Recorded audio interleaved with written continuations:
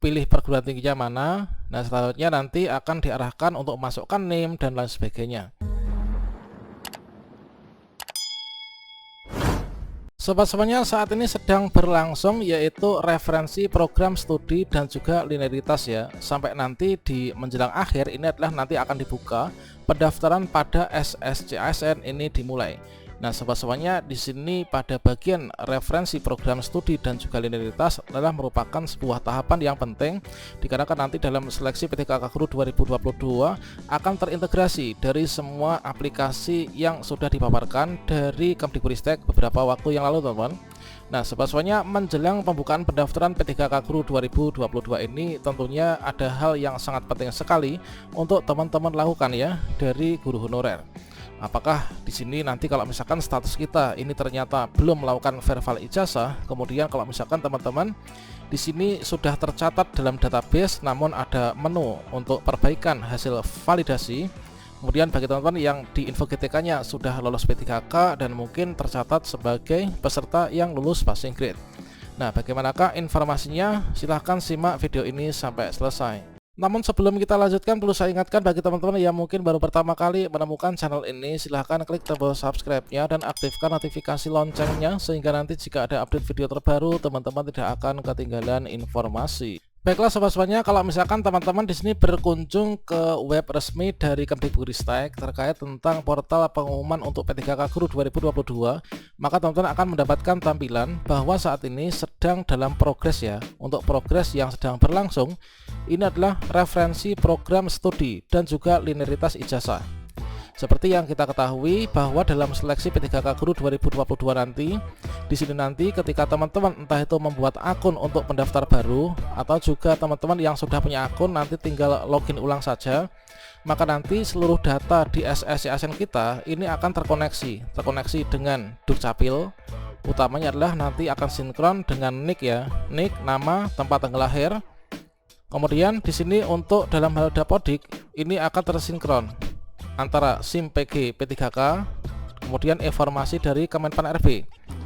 Selanjutnya di sini untuk penentuan dari teman-teman ketika login ke akun SSCASN yang menentukan nanti kita itu bisa mendaftar di mana, untuk formasi apa, jabatannya apa, maka nanti akan di sini ditarik data ke dapodik ini dari aplikasi Info GTK. Aplikasi Info GTK yang mana di sini akan dicek kesesuaian antara kualifikasi ijazah S1 dan D4 tersinkron dengan PD Dikti atau pangkalan data pendidikan tinggi, yang mana nanti dari linearitas ijazah ini, dari kualifikasi ijazah yang kita miliki atau mungkin juga dengan jenis sertifikasi pendidik kita, nanti kita itu akan sesuainya itu memilih formasi mata pelajaran apa atau jabatan apa.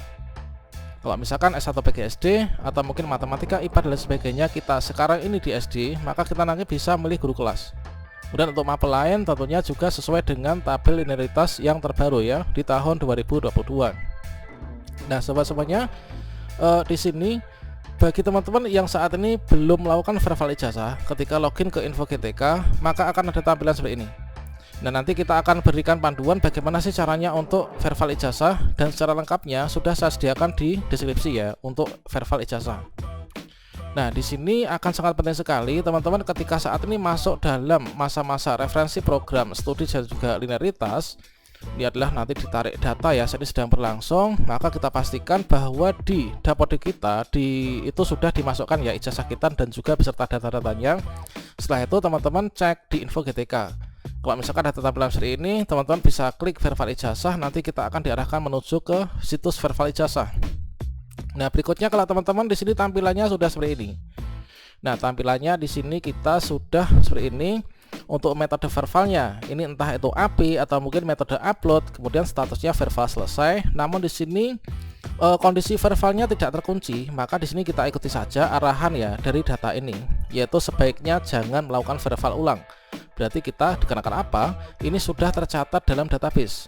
Bisa jadi di sini sudah sesuai ya ditemukan untuk data kita di PD Dikti, sudah sesuai dengan formasi yang dibuka di sekolah kita atau di instansi kita. Meskipun di sini ada perbaikan hasil validasi, maka kita bisa abaikan saja. Kemudian teman-teman tentunya juga beberapa waktu lalu di sini mendapatkan notifikasi ya yang ada di Info GTK.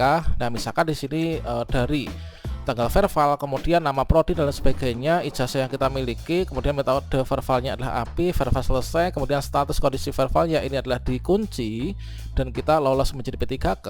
Saya yakin saat ini yang dulu teman-teman di sini sudah lolos P3K di status info GTK-nya ini sudah berubah menjadi apa? Yaitu berubah menjadi peserta yang tercatat sebagai lulus passing grade.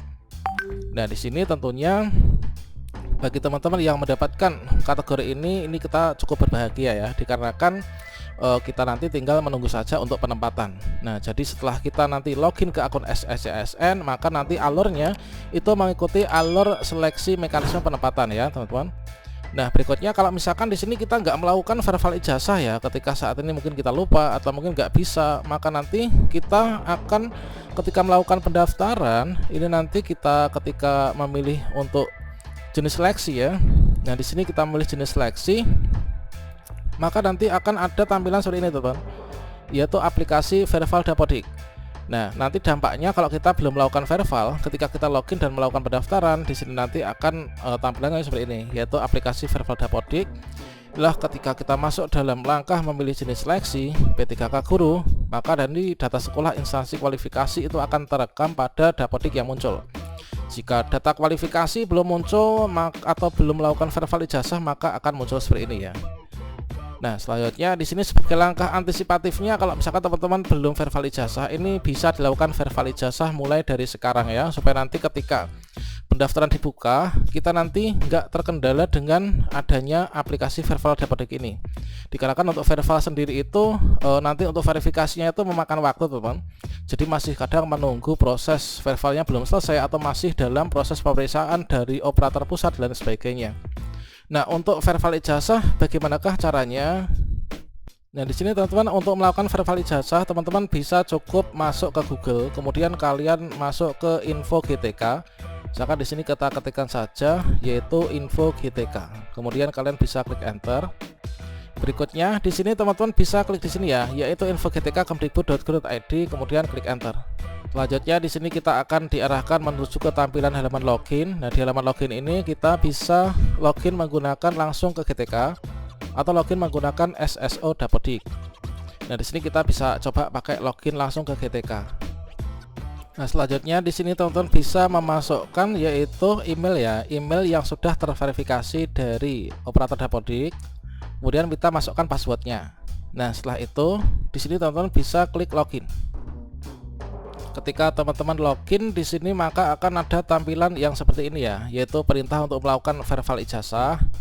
Nah, di sini untuk menjaga validitas data ijazah sesuai dengan data dan seterusnya, maka di sini teman-teman untuk melakukan verbal ijazah ini seperti yang ditandaskan di sini bahwa verbal ijazah itu wajib dilakukan oleh yang bersangkutan atau YBS, bukan oleh operator sekolah. Nah, di sini untuk memastikan bahwa data ijazah kita itu terdaftar di PDDikti. Kemudian di sini teman-teman bisa klik di sini ya, klik di sini untuk verbal ijazah S1 atau D4. Jadi kita bisa klik di sini. Nah, selanjutnya di sini teman-teman bisa masuk yaitu di sini mulai dari cek di perguruan tinggi ya. Nah, ini kalian cek di perguruan tinggi, pilih perguruan tingginya mana. Nah, selanjutnya nanti akan diarahkan untuk masukkan NIM dan lain sebagainya. Kalau misalkan data kita ketemu di PDDikti, kita akan langsung kita klik OK. Kalau misalkan data kita ini nggak temu, nanti kita bisa menggunakan verbal upload ya, atau kita menghubungi pihak kampus untuk dimasukkan data kita di PDDikti, sehingga nanti kita metode verbalnya bisa menjadi metode verbal API.